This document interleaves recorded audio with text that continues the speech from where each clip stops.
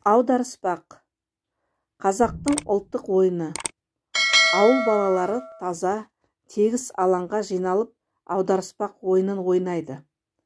Аударыспақ ойыны аударыспақтың ойын түрі.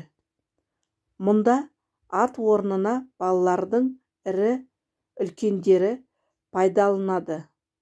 Үлкен балалар кішірек балаларды арқаларына көтеріп алып, екі-екіден аударыспақ ойынын ойнайды.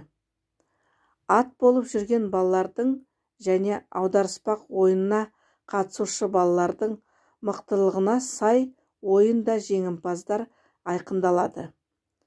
Ат болған бала жығылса немесе аударысып жүрген баланы бала арқасынан жұлып алып, аударып тастаса, жеңіс келесі жаққа беріледі.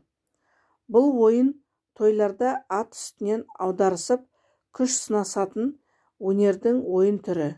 Соған негізделген. Ойын балалардың денесі шынықтырып, батылдыққа баулайды.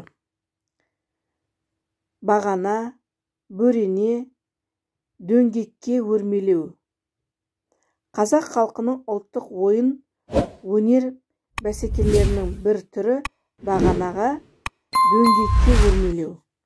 Бұл ойынға қабығын алып, сыртын тап-таза, мап-майда етіп тазалаған ұзын, орташа жуандықтағы бөренелерді пайдаланады.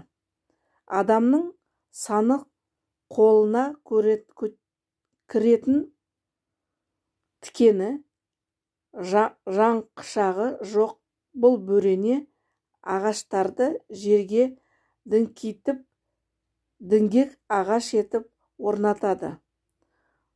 Ойын әр түрмен жүргізіледі. Кейбір ғана дөңгек бөренені жерге қадап тұрғызып, оның ұшар басына бағалы бұйым, қымбат заты іліп қояды. Бағанаға ермеушілер кезектесіп, бәсекелесіп, бөренеге өрмелейді. Бөрене ұшындағы бұйымды бірі алса, келесіге де іледі.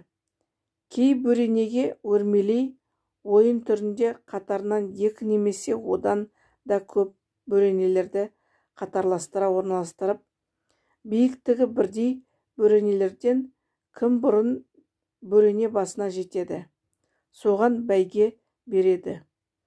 Бұл ойынды көпшілік көптен тамашалайды.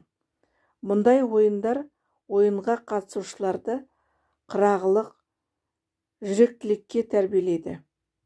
Бөренеге өрмелеуші талай өжет өрмелеушілер болады.